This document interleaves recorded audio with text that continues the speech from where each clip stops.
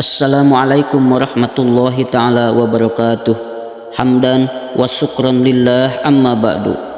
Sahabat billah yang dirahmati Allah subhanahu wa ta'ala, semoga senantiasa kita selalu ada dalam lindungan Allah subhanahu wa ta'ala, dipanjangkan umur, sehat jasmani, sehat rohani kita, diberikan rezeki yang melimpah disertai dengan keberkahan, dan semoga kita semua husnul khatimah. Amin ya Allah ya Rabbal Alamin.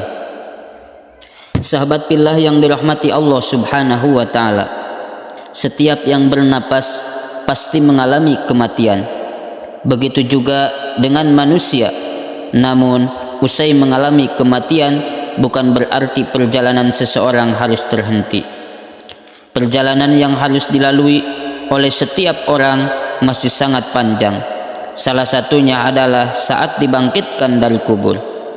Ketika kiamat tiba, seluruh manusia yang telah mengalami kematian akan dibangkitkan kembali, lalu akan dikumpulkan di tempat yang bernama padang mahsyar, lalu ditimbang amal perbuatan selama di dunia. Selain itu, masih banyak lagi perjalanan yang akan dilalui hingga sampai pada titik akhir di mana setiap orang mendapatkan tempat kembali dan balasan yang setimpal dengan amal perbuatannya. Dalam kitab Tanbihul Ghafilin dijelaskan ketika manusia dibangkitkan dari kubur dan dikumpulkan di padang mahsyar, terdapat 12 golongan umat manusia dengan keadaan berbeda-beda tergantung amal perbuatannya. Berikut adalah rinciannya. Yang pertama, golongan orang-orang yang dibangkitkan dan dikumpulkan dalam keadaan tidak memiliki tangan dan tidak memiliki kaki. Mereka itu di dunianya adalah orang-orang yang suka menyakiti hati tetangganya, baik perkataan maupun tingkah lakunya, sehingga para tetangganya tidak nyaman jika bertemu dengannya. Yang kedua, golongan orang-orang yang dibangkitkan dan dikumpulkan dalam keadaan menyerupai babi. Mereka ini adalah golongan orang-orang yang suka melalaikan salat, padahal suara adzan telah memanggil dengan lantangnya. Bahkan teman mereka pun telah mengingatkan, namun mereka tetap mengacuhkannya. Ketiga, golongan orang-orang yang dibangkitkan dan dikumpulkan dalam keadaan perutnya seperti gunung, dipenuhi oleh ular dan hewan-hewan berbisa lainnya seperti kalajengking dan sejenisnya. Golongan ini adalah orang-orang yang enggan mengeluarkan zakat dan melakukan berbagai cara untuk tidak mengeluarkannya. Yang keempat, golongan orang-orang yang dibangkitkan dan dikumpulkan dalam keadaan mulutnya mengalirkan darah. Golongan ini adalah orang-orang yang senang berbohong dan licik dalam berjual beli.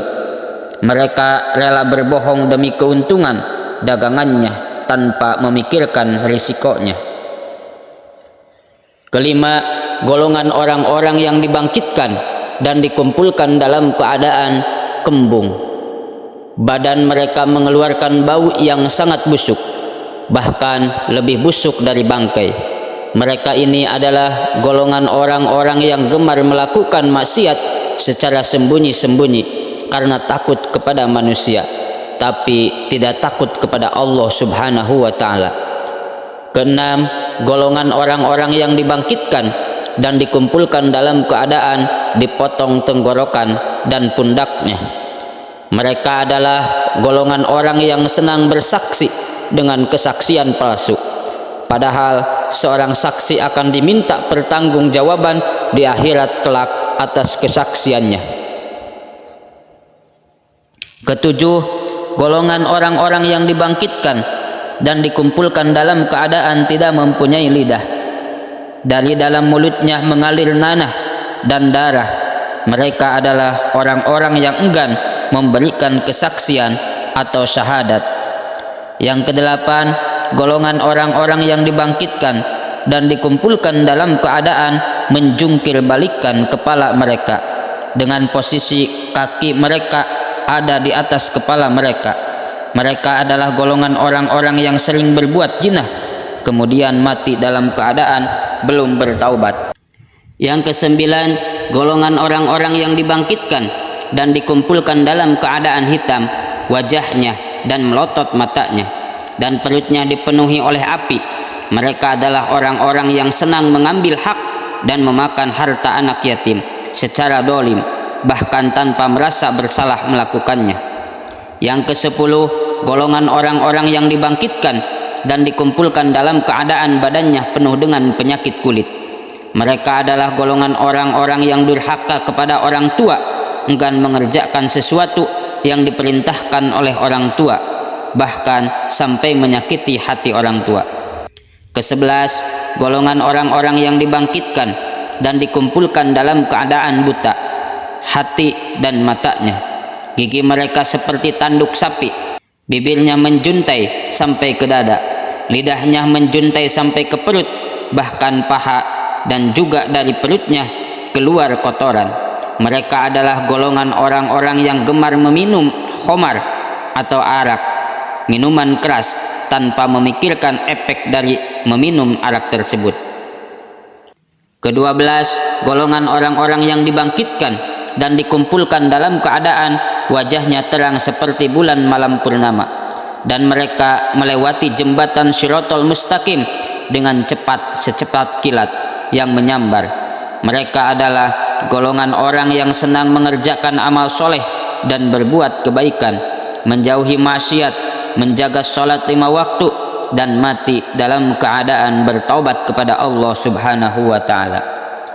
Para sahabat billah yang dirahmati Allah Subhanahu wa ta'ala, dari 12 macam golongan di atas semuanya akan masuk dan mendapatkan balasan di neraka, kecuali golongan ke-12, yaitu golongan orang-orang yang wajahnya seterang cahaya di bulan purnama.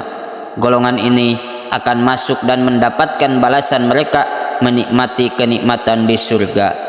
Semoga kita semua menjadi golongan yang ke-12. Amin ya Allah ya rabbal alamin. Wallahu a'lam bissawab.